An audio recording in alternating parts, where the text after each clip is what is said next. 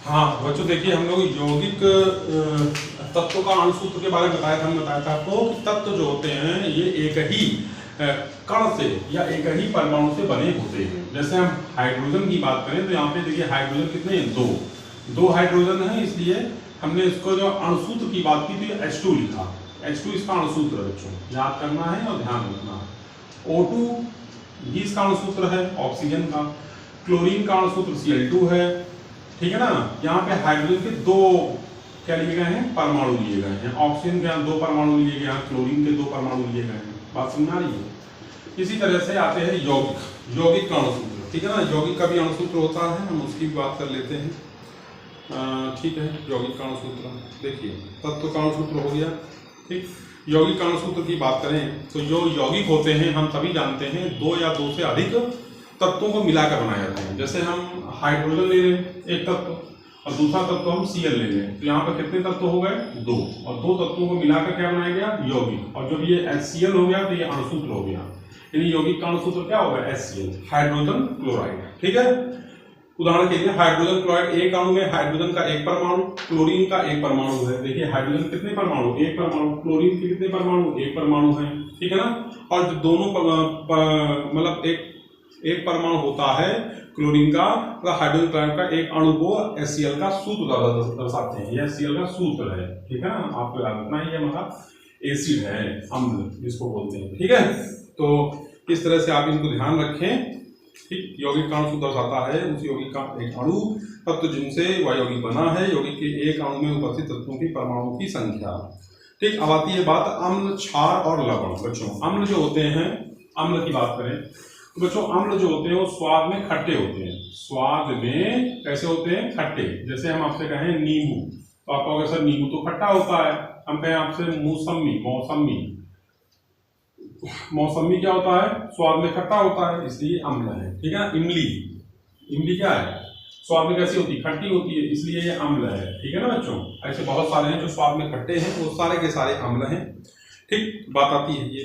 दूसरी बात आती है क्षार जो होते हैं बच्चों, ये क्या होते हैं, इनका स्वाद कसैला होता है, ठीक है ना, कसैला। क्षार जो होते हैं बच्चों, क्षार का स्वाद कसैला होता है, कसैला, कड़वा, ठीक है ना, कसैला कड़वा होता है। किसका स्वाद, क्षार का। जैसे हम आपसे बात करें खाने वाला सोडा, आप लोगों ने देखा होगा घरों में, किचन में मम्मी लोग खाने वाला सोडा इस्तेमाल करती हैं। खाने वाला सोडा जो होता है इसको बोलते हैं सोडियम बाइकार्बोनेट। क्या होता है, सोडियम बाइकार्बोनेट। ये जो हमारा होता है, ये हमारा होता है उसको क्या, खाने वाला सोडा, ठीक। इसको हम बोलते हैं क्षार। ये क्षार हमारा, इसी को क्षार बोलते हैं, इसी को भस्म बोलते हैं, ठीक है ना, भस्म, ये भस्म भी इसको बोलते हैं। तो इस तरह से, ठीक है। और एक बात की, अम्ल जो होते हैं बच्चों, इसमें दो तरह की कैटेगरी होती है, होता है प्रबल अम्ल, ठीक, और एक होता है दुर्बल अम्ल। तो जो दुर्बल अम्ल होते हैं बच्चों, वो ऐसा, प्रबल अम्ल जो होते हैं इनको त्वचा में डालने पर या फिर किसी भी चीज में डालने पर वो जो है उस चीज को गला देते हैं। क्या करते हैं, गला देते हैं, गला देते हैं। लेकिन जो दुर्बल अम्ल होते हैं इनको स्किन में भी पड़ जाते हैं, तो ये गलाते नहीं हैं, छाले नहीं पड़ते हैं, फफोले नहीं पड़ते हैं दुर्बल अम्लों से, ठीक है। छाल की बात करें तो छाल कोई वो नहीं है, छाल यदि शरीर पड़ जाता है हमारे तो हमें कोई ऐसा रिएक्शन नहीं होता, पर जरूरी दोनों ही है, अम्ल भी जरूरी है, क्षार भी जरूरी है, ठीक है। तो ये आपको समझ के याद रखना है, ठीक। इसमें बहुत सारे, जैसे ये तो NaHCO3, ये खाने वाले सोडे का सूत्र है, NaOH, ठीक है ना, सोडियम हाइड्रोक्साइड, KOH, ठीक है ना, ये हमारे सब क्या है, क्षार, ठीक। अब बात आती है कि जो अम्ल होते हैं, ठीक, इनमें ये हमारे जो अम्ल होते हैं ये स्वाद में खट्टे होते हैं, क्षार कसैले होते हैं, कड़वे होते हैं, ठीक है ना। जैसे साबुन, अब साबुन क्या है, साबुन हमारा क्षार है, क्षार, ठीक। क्षार इसलिए स्किन में लगाने पर में कोई फर्क पड़ता नहीं पड़ता, तो ये हमारे क्षार हो गए, ठीक। अम्ल और क्षार की पहचान, अम्ल एवं क्षार की पहचान कैसे पता करेंगे कि ये हमारा अम्ल है और ये हमारा क्षार है। देखिए अम्ल एवं क्षार की पहचान करने के लिए हम विशेष प्रकार के पदार्थों का उपयोग कर सकते हैं जो सूचक कहलाते हैं। बच्चों, अम्ल और क्षार की यदि पहचान करनी है तो हम सूचक का इस्तेमाल करते हैं, इसको बोलते हैं इंग्लिश में इंडिकेटर, ठीक है ना, इंडिकेटर, ठीक, सूचक, तो इनका इस्तेमाल करते हैं, ठीक है ना।